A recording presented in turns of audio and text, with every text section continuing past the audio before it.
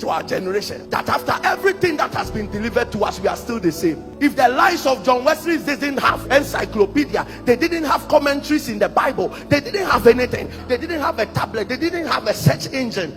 Today you play a search engine, every scripture you need comes. They didn't have. How did they manage to preach Genesis to Revelation? And these people with such depravity still encountered God. Today we still talk of their testimonies, we still share their encounters. Their encounters is our faith. What is wrong with us? John Wesley didn't have a car, he was riding on a horse, but he will preach in 8 different places in a day. You have a car, you are still late for church.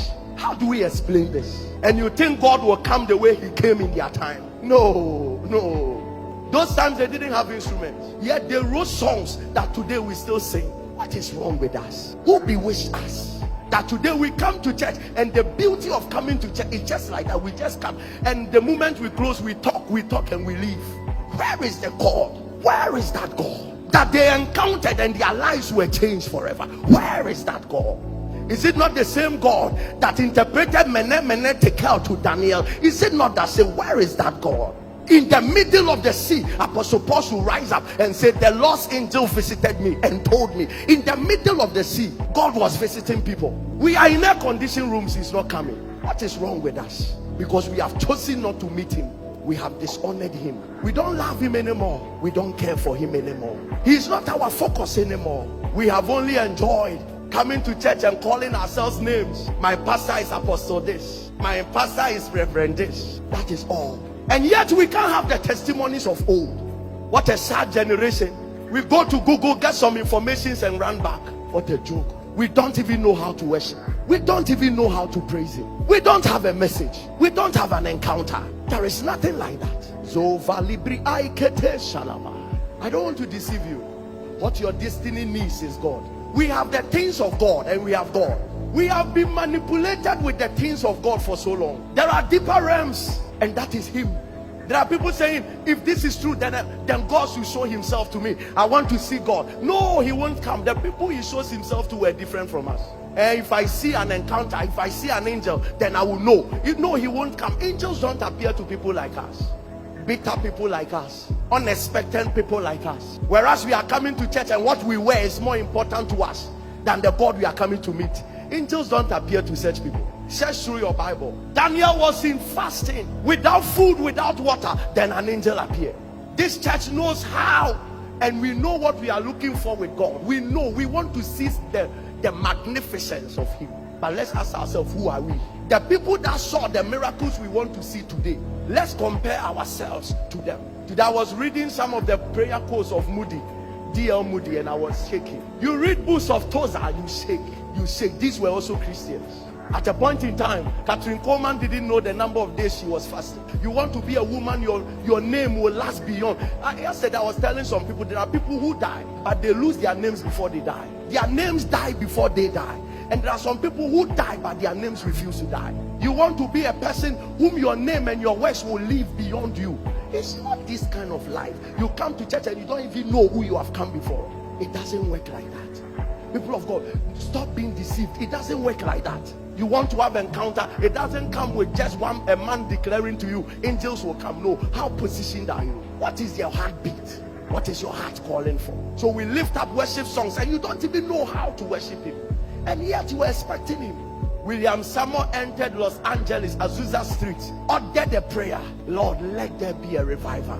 For weeks, people will come to church praying for revival. You can't try that in Ghana. You have to lead them to pray for things and not God. Don't try that in Ghana. Your church will be empty because people are not looking for God, they are looking for the things of God. But the things of God has killed many people. The things of God has taken people to hell. The things of God has crushed many people. It is God that takes you to the end. Do you know Judas was part of those who were given anointing to go and cast out devils and raise the dead? He cast out devils and raised the dead, yet ended up committing suicide. The things of God are beautiful. Men will clap for you, but it won't take you far. It is God that takes you far. So sometimes he will try to test our heart with things. He will give us financial breakthroughs, give us peace a little, give us joy a little, to see whether we will run after those things or we will leave those things and come after him. Have you not read that seek ye first the kingdom and his righteousness? Seek God and other things will be added. He's expecting that the first for you to have about him is him, and then other things follow. And this is the kind of church we have today. People come to church and they're expecting other things, and yet they don't see the track record that the people that go for God get many things. They don't even pray for the things we pray for. How can a man enter a city and all he led the city to do was to pray for a revival? Lord, send a revival. Suddenly fire broke out. What are we looking for as a church? Can't we see that is why God is not coming? Why are we saying we are serving him yet our problems are multiplying? Can't we see we are getting something wrong? But who is there to say the truth? Who is there to come out? And even if we preach the truth, who will accept it? Unto whom is the arm of the Lord revealed? There is something wrong with the Ghanaian church. If we don't come back, and some of you must give the leaders pressure that teach us the way. Enough with this deception, teach us the way. And then the leaders will come back and tell you that the way is Jesus. Prayer meetings are not complete until we call out, God, pour yourself into us. Prayer meeting is not complete. There is a way the presence of God can fall on you. Favors will just come. Every human being that sees you will like you. If you don't have God and you have the things of God, you will suffer. Some of you are weak. We come to church because if we don't come, somebody will call us. That's why we come. But the fire and the zeal to pursue God is not there. There is no revival on the land. Listen, there are many. There are pastors. Let some pastors go for 1 year without anybody sowing a seed to them. They'll put the microphone down. Call a pastor to come and preach and don't give him a honorarium. The next time you call him, he won't come back again. He'll tell you don't respect his oil. So all of us together with yourself, you too, you are in church because you want a miracle. So the pastor is here because of your money. You are also here because of his anointing. That is why we are here. And we have left the God of the church aside. That is why he's not coming.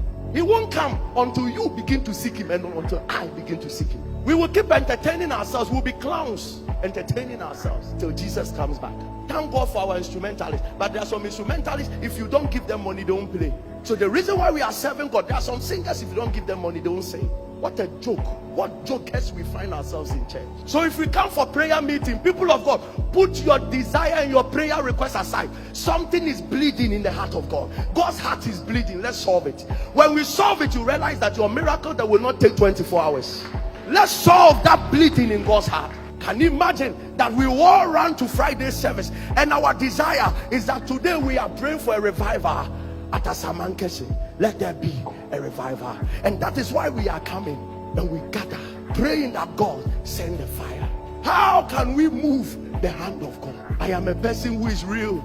If things are not well, I see things are not well. Let's mention it. It's not well. There are many people who are on the pulpit preaching today saying they are doing the work of God. It's the motivation the church is giving them. If not, they won't do it. And if your worship leader is motivated by money, and your instrumentalists are motivated by money, and the backers are motivated by money, do you think the worship going on, it will attract God? It's a joke. If that pastor is motivated by money, and you yourself, you are motivated by a miracle, do you think that service, it will show up? The way we pray. John Wesley didn't pray like that. No, Billy Graham didn't pray like that. That our prayer, kaya, paya, they didn't pray like that. Yet God came. They saw him. They had an encounter with him. Have you not read the account of Paul? The Bible says that when he went to Asia and was departed, the Bible said, and he went aside and knelt down and prayed. Gentle. But yet, that prayer was so loud in the spirit. But we prayed the loudest in the physical. But our voice is muted in the spirit. We don't even know what you are looking for again. You want to break out of addiction? God is the only solution. You want poverty destroyed? God is the only solution. You want to break the yoke of disappointment? The reason why human beings sees you and pass is because there is nothing about God reflecting. Can somebody see God and pass? It doesn't work. Oh, I will sing of the mercy of the Lord. I keep asking myself, so can there be another Rehoboam king? Can there be? Maybe there can be noisemakers. Can there be kingdom billionaires one more time? The way we are fighting common titan, can God really trust us with billions? The way this generation, common tithe 10%. The way the church is fighting the leaders, can God trust us? Except that people genuinely go before him, that Lord, you are all. The hour we find ourselves